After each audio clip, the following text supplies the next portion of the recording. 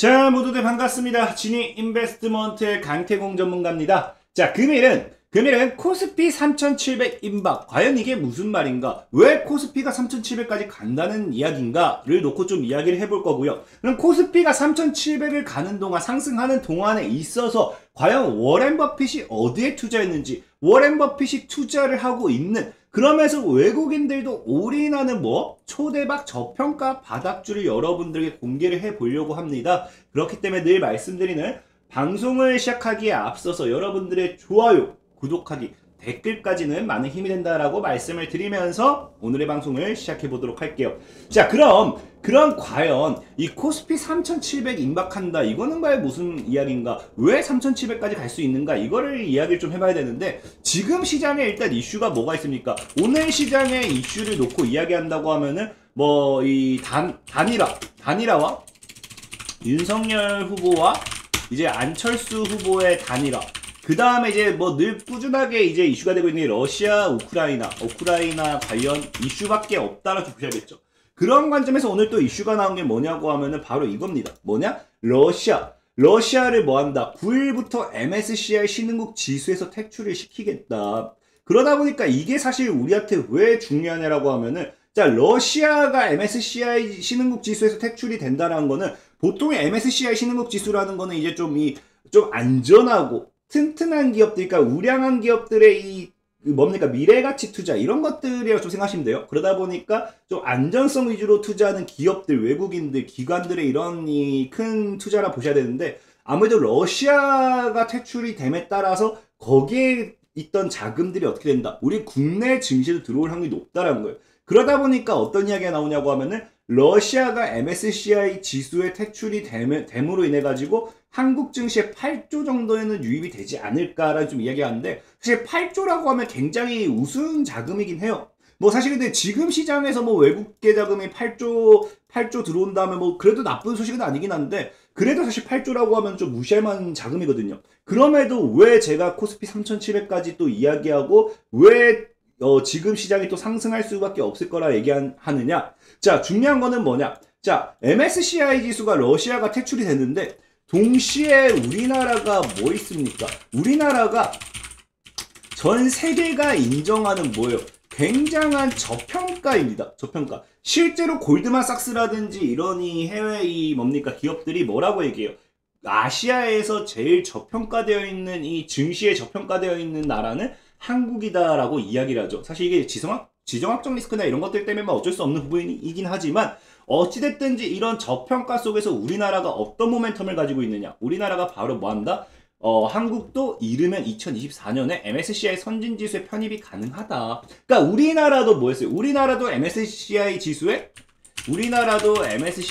편입에 대한 기대감이 지금 있는 상황 속에서, 자, 이제 러시아가 퇴출됩니다.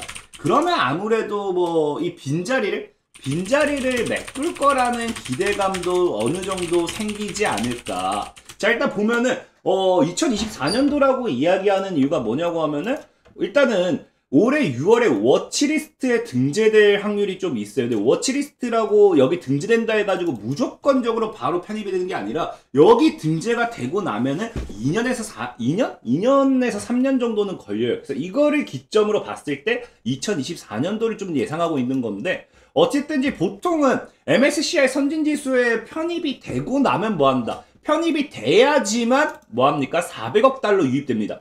그럼 400억 달러라는 게 우리나라 하나로 치면 53조 정도 되겠죠. 그럼 53조 정도가 유입이 됨으로써 그거에 대한 거대한 매수 자금이 어떻게 된다? 코스피를 3700선까지 올릴 수 있다는 건데, 방금 얘기한 건 뭐였어요? 방금 얘기한 거는 워치리스트에 등재가 되면 일단은 MSCI 선진지수에 편입이 될 거라는 기대감이 생기는 거고요. 그 다음 여기서 선진지수 워치리스트 등재된다고 해서 무조건 편입이 되는 게 아니라, 여기서 외국계 자본이 들어오는 게 무조건적인 게 아니라 지수에 편입이 되는 걸 확인하고 나서 뭐한다? 이 자금이 들어온다라는 거죠, 기존에는. 근데 지금은 지금은 러시아가 퇴출됨에 따라서 뭐가 생겨요? 사실 공백이라 해야 될까? 사실 빈자리를 굳이 메꿔야 될 이유는 없어요. 근데 또 여기 플러스 어떤 기대감이 생기느냐? 러시아가 퇴출이 됐으니까 그래도 그 빈자리를 우리가 차지할 수 있지 않을까? 그 빈자리에 우리가 들어갈 수 있지 않을까라는 기대감을 우리가 가져볼 수 있는 거예요. 그러다 보니까 뭐가 되냐? 워치리스트에 등재만 대준다 하더라도 이 53조에 대한 자금이 다 들어오진 않겠지만 아무래도 이 확률적으로 원래는 이 러시아에 퇴출되기 전에 우리나라가 MSCI 지수에 편입될 가능성이 10%였다라고 하면은 한 80%까지도 끌어올리는 그러한 이 효과가 나타나기 때문에 그런 결과적으로 당장의 53조 전체적인 매수는 안 들어와도 이것 중에 일부가 뭐한다? 편입이 되기 전에 어차피 편입될 거라고 하면은 편입이 되기 전에 증시가 오르기 전에 주가가 더 오르기 전에 싼 가격에 사기 위한 뭐가 나올 수밖에 없다? 저가 매수가 들어올 수밖에 없다라는 거예요. 그렇기 때문에 뭐가 된다? 사실 러시아 MSCI 지수 편입 여기서 퇴출된 것이 우리나라 증시는 호재가 될 수밖에 없다라고 좀 볼 수 있어요. 그러면 우리는 지금부터 뭘 준비하면 좋냐? 저는 사실 이러한 분위기 속에서 정말 우리나라 국내 증시가 MSCI 지수에 편입이 될 거라는 희망을 가지고 MSCI 지수에 편입 관련돼서 수혜를 받을 수 있는 종목을 좀 사보자라는 거죠. 그런 종목을 좀 찾아보자라는 거고 오늘은 그런 종목이 과연 뭐가 있을까를 좀 알려드리고 싶은 거예요. 그래서 찾아봤더니 자, 과거에도 뭐가 있었냐고 하면 우리나라가 MSCI 선진지수에 편입이 이렇게 지수에 편입이 되는 게 이번이 처음이 아니에요. 과거에도 이제 편입이 되려고 시도를 했었지만 사실 안타깝게 무사히 됐던 거고 어쨌든 그러다 보니까 과거에도 뭐 했느냐. 자, 과거에도 MSCI 지수 편입 시 예상되는 수혜주들이 들썩였다라고 하는데 자, 많은 사람들이 사실 착각하는 게 자, MSCI 지수에 편입이 되면 대형주들, 우량주들 뭐 이런 애들이 크게 갈 거야 라고 생각할 수도 있어요. 근데 실제로 당시 유습은 뭐라고 합니까? 저평가주에 관심을 갖는다는 거예요. 대형주가 되었든 대형주가 중요한 게 아니고 우량주가 중요한 게 아니고 뭐 테마주가 중요한 게 아니고 오로지 MSCI 지수에 편입이 된다라고 하면은 외국계 자본들은 원래 어디다 투자를 하느냐? 우리 워렌 버핏을 보면 알겠지만 그 뭡니까 저평가되어 있는 종목을 찾아서 그냥 존버를 엄청나게 하는 그런 사람들이죠. 그래서 보통 뭐 한다? 저평가주에 관심을 갖는다는 거예요. 그럼 과연 우리는 지금 시장에서 저평가되어 있는 기업이 무엇이 있을까를 좀 예상을 해보고 과연 앞으로 시장에서 성장 가능성이나 이제 발전 가능성이 있는 업종이나 이 기업은 무엇일까를 지금부터 찾아보자는 거죠. 찾아보자. 그래서 찾아봤더니 뭐가 있냐고 하면은 사실 이 MSCI 지수라는 종목도 뭐예요? MSCI라는 지수도 모건 스탠리 캐피털 인터내셔널이 뭐한다? 내셔널 선진국 지수에 편입되면 뭐 어쨌든 막 쭉쭉쭉 그렇죠. 모건 스탠리 캐피털 인터내셔널 이거를 줄여서 MSCI죠. 그래서 그냥 뭘 찾아봤느냐? 자, 그냥 딱 쉽게 모건 스탠리가 앞으로 향후 성장 가능성을 보는 이 업종 이 기업은 무엇이 있을까 찾아봤더니 이런 게 나옵니다. 뭐가 나옵니까? 자, 최소 뭐한다? 최소 연 6% 수익이다. 모건 스탠리가 찍은 배당주라고 하면서 우량한 종목. 그래서 보면은 첫 번째가 에너지 트랜스퍼. 그래서 상승 여력이 50%가 넘어가고요. 그 다음에 여전히 저평가다. 플레인스 올 아메리칸. 그래서 뭐 배당 수익률 7% 현금 없이 육박하면서 지금 뭐 시장에서 꾸준하게 이제 성장 가능한 이 기업에 대한 전망이 첫 번째가 에너지 트랜스퍼, 두 번째가 플랜스 올 아메리칸이라는 거예요. 근데 이 에너지 트랜스퍼 같은 경우는 또 하필이면 지금 시장에서 보면 뭐예요? 지금 시장에서 뭐 작년이긴 하지만요. 작년 뭐 최근이지 뭐.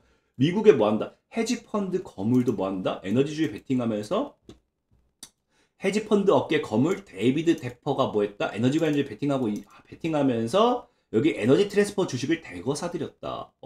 그래서 미국의 헤지펀드 거물 역시도 최근에 뭐 했습니까? 최근에 1년도 최근이라 봅시다.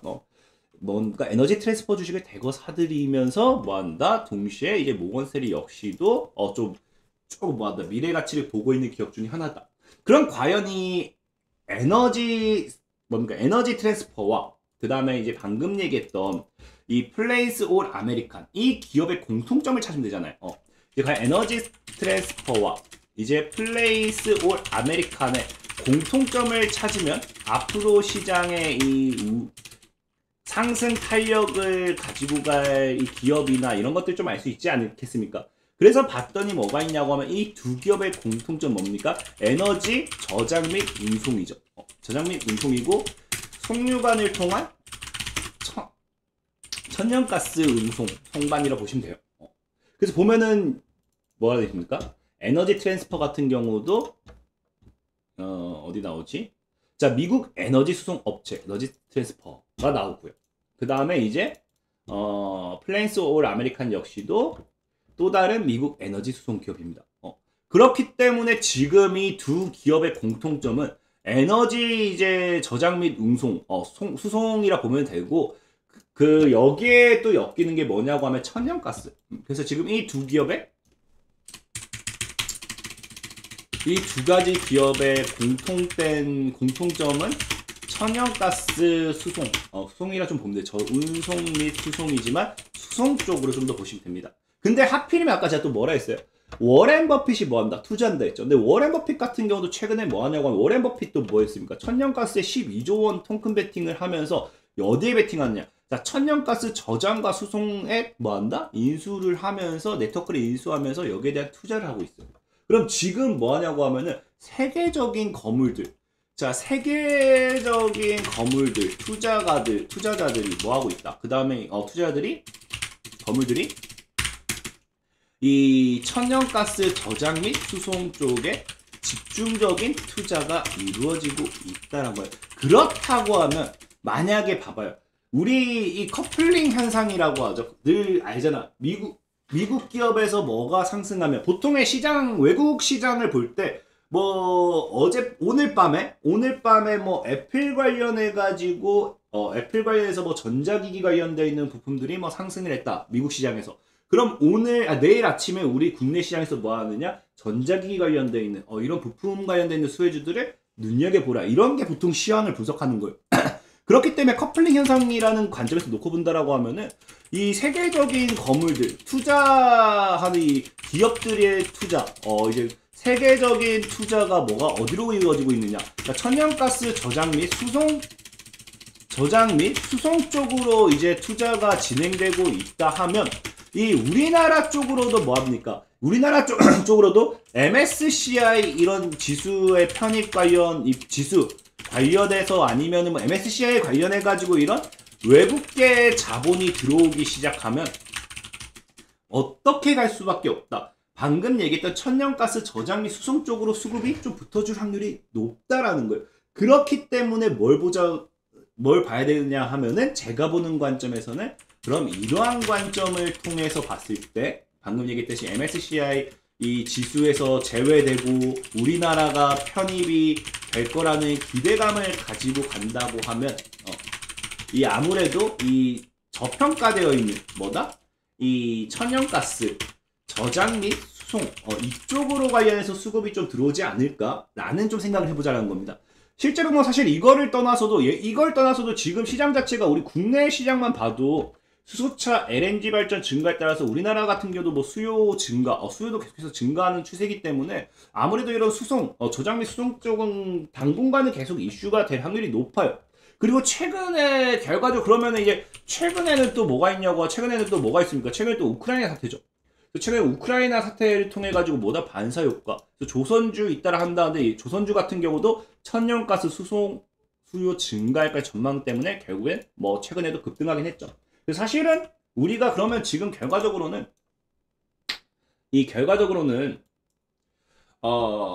원래는 뭐냐고 하면은 자, 에너지 트랜스퍼라든지 이제 플레인스 올 아메리칸 이러한 기업들 이 두 기업을 이제 수송 쪽으로 봤을 때는 아까 뭐라 했어요? 그러니까 아까 수송 쪽 봤을 때는 이 조선주 사실이 지금 우리나라는 지금 천연가스 수송 관련해 가지고 수요가 증가하고 이제 이슈 받는 게 이제 조선주거든요. 조선주인데 원래 이 두 기업은 아까도 얘기했다시피 뭐랬습니까? 그 앞에 얘기했던 두 기업은 송유관이라 했죠. 그 가스관을 통한 이 운송이기 때문에 사실 좀 달라요. 우리나라의 이 조선주와 이런 건 좀 흐름이 좀 다르지만 그래도 저는 이 조선주를 좀 보라고 얘기하고 싶은 게 뭐냐고 하면은 최근 시장의 흐름을 보면 어떻습니까? 자, 보면은 우크라이나 발 에너지 대란 영향으로 뭐합니까? 지금 이제 러시아와 우크라이나 이런 대란으로서 이제 천연가스 선을 구해야 되죠. 러시아 경제제에 나선 만큼 다른 방법 뭐였습니까? 가스관을 통한 천연가스 공급을 못 받기 때문에 뭐한다? LNG선을 구해야 돼요. 그래서 LNG선에 대한 수요나 이런 거, 운반선들의 수요나 이런 것들이 증가할 수밖에 없기 때문에 지금 아무래도 저는 또 가스관 관련도 좋지만 그냥 지금 이 러시아와 우크라이나의 이 사태를 통해서 어차피 천연가스 수송하면요 지금 이제 조선주들이 움직입니다. 근데 여기서 또 이제 최근에 러시아 사태 통해서 또 뭐한다? 동시에 반사이까지 받을 수 있기 때문에 저는 그냥 이 조선주들을 보자라고 좀 얘기하고 싶어요. 가스관 말고 조선주 좀 보자 얘기하고 싶고, 그러한 과제에서 보면은 뭡니까? 지금 최근에 역시도 조선주들이 지금 보면은 2020년 뭐 수주절벽과 원자력 상방 지금 조선주들이 막 엄청나게 무너졌잖아요. 여러분 알잖아. 우리나라가 옛날에 조선주 엄청 잘 나갔는데 지금 조선주들이 막 무너지면서 실적에 주가도 막 반토막 나고 뭐하고 하면서 뭐한다. 지금 조선주들은 뭐한다. 엄청 과도한 저평가 국면에 있다라는 거예요. 그러면 지금 아까 뭐가 되겠어요? 지금 이제 이 외국계 거물들이 보고 있는 천연가스 저장 및 운송, 수송 이런 쪽이 가스관이 될 수도 있고 조선업이 될 수도 있어요. 근데 또 아까 뭐라 했습니까? 우리나라에 자본이 들어온다고 하면 이 MSCI 지수 편입에 대한 이 외국계 자본들은 뭐한다? 저평가되어 있는 곳에 집중적인 투자를 한다 했잖아요. 근데 지금 뭐다? 조선업이 뭐가 되어 있다? 과도한 저평가 국면이다. 그러한 관점에서 봤을 때 우리가 뭘 할 수 있다? 조선업에 대한 강력한 상승, 이 수급에 대한 기대를 좀 해볼 수 있다라 좀 얘기를 하고 싶습니다. 그러다 보니까 이런 관점을 통해서 그럼 과연 이 조선업이라고 하면 종목들이 굉장히 많잖아요. 뭐 STX 엔진도 있을 거고 대우해야 뭐 조선도 있을 거고 뭐 조선 이 LNG선 관련되어 있는 이 조선주들이 굉장히 많습니다. 그럼 과연 거기서 우리가 무엇을 살 것인가? 그 많은 것 중에서 한 가지를 찾아야 될 거 아니에요. 그래서 또 봤더니 뭐가 있느냐? 자, 과연 외국인들은 어떤 것들을 사냐 봤더니, 자, 외국인들 저평가주 매수에 올인한다 했어요. 그러니까 이제 아까 했다시피 이제 만약에 진짜 외국계 자본이 들어온다고 하면 저평가주 매수하겠죠. 근데 저평가주들이 얘네들이 어떻게 찾냐고 하면요. 얘네가 이제 저평가주를 찾는 거는 보면은 이제 바로 이겁니다. 뭐냐? PBR이에요, PBR. 외국인들이 선정하는 거는 PBR이 낮은 저평가주란 거예요. 그래서 외국인이 주당 순자산 비율이 1배 미만인 저평가 종목을 선호한다. 그래서 보통 이제 외국인은 장기적인 관점에서 매매하기 때문에 저평가된 종목을 선호한다고 말하고 있죠. 그래서 아마 이제 MSCI 지수라든지 이런 것들에 대한 편입 기대가 우리나라 국내에도 이제 반영이 된다라고 하면은 뭐가 될 수밖에 없다? 외국계 자본이 들어올 수밖에 없고. 그럼 지금 이제 실제로 이 해외적으로서는 뭐합니까? 이 외국계 거물들이 투자하고 있는 게 아까 말했다시피 천연가스에 대한 수요 증가 이런 것들에 대한 투자인지 모르겠지만 천연가스에 대한 뭡니까? 이 운송 및 저장 이런 쪽으로 집중적인 투자가 이어지고 이런 쪽으로 집중적인 투자가 이어지고 있고 그러면서 그럼 우리나라도 들어오게 된다고 하면은 당연하게 운송 및 저장 이런 쪽 천연가스 관련 운송 및 저장 쪽으로서 외국계 자본의 투자가 좀 들어올 확률도 높고 그러한 관점에서 봤을 때 뭘 찾아라? PBR이 낮은 저평가주를 찾아라 라는 겁니다. 그래서 오늘 여러분들이 소개시켜드리고 싶은 종목은 이 조선업 중에서 이 LNG선 관련 종목 중에서 PBR이 제일 낮은 그러면서 많은 사람들이 생각하기에도 그래도 우량주다 싶은 종목을 준비했어요. 바로 뭐냐고 하면은 바로 한국조선해양이라는 종목입니다. 한국조선해양이라는 종목이고 보다시피 PBR이 뭐다? 1배 이하인 종목을 굉장히 좋아한다 했는데 찾아봤을 때는 한국조선해양이 PBR이 뭐한다? 제일 낮아요. 제일 낮습니다. 그래서 이런 것들은 기업 가치 아무래도 저평가주에 대한 투자를 하시는 분들에게 있어서는 굉장히 좋은 종목이 아닐까 좀 생각하고 있고 어쨌다시피 PBR이 굉장히 낮기 때문에 아무래도 이 외국계 자본이 들어온다라고 하면은 한국조선해양에 대한 투자가 좀 이어지지 않을까. 그리고 차트적으로 본다 하더라도 바닥을 잘 이제 그냥 8만 원 정도 때 바닥을 계속해서 다지고 있어요. 다지면서 이제 하방 추세대를 돌파했다가 이 구간에서 놀고 있죠. 그래서 이 구간대만 잘 지켜내면서 물량을 잘 모아나간다고 하면 여기서 충분히 큰 상승까지 노려볼 수 있지 않을까 좀 생각을 해보면서 오늘 여러분들에게 소개시켜드리고 싶은 종목은 한국조선해양이라는 종목이다 라고 좀 말씀을 드리면서 오늘의 방송을 마무리하도록 하겠습니다. 그리고 늘 말씀드리는 이런 뭐 장기적인 관점에서 말고 내가 빠르게 단기적인 수익을 보고 싶다 하신 분들은 늘 뭐라 했습니까? 구글 플레이어에 뭐 하시라? 구글 플레이어에 이제 진이 강태공을 검색해 보시라. 구글 플레이어에 들어가셔서 진이 강태공을 검색하시면은 뭐 합니까? 이렇게 단기 관심 종목이나 장투 승부 막 쭉쭉쭉 올려드려요. 그래서 이런 쪽으로 보신다고 이렇게 뭐 다운받아서 확인해 보신다고 하면은 자세한 가격 전략까지 자세한 매매 전략까지 안내해드리고 있으니까 필요하신 분들은 내가 단기간에 급등한 종목들이 좀 궁금하다 하시는 분들은 한번 다운을 받으셔가지고 이용해 보셨으면 좋겠다라고 말씀을 드리면서 오늘의 방송을 마무리하도록 하겠습니다. 자, 지금까지 지니 인베스트먼트의 강태용 전문가였고요. 여러분들의 좋아요와 구독하기는 늘 많은 힘된다라고 말씀을 드리면서 오늘의 방송을 마무리하도록 할게요. 모두들 안녕.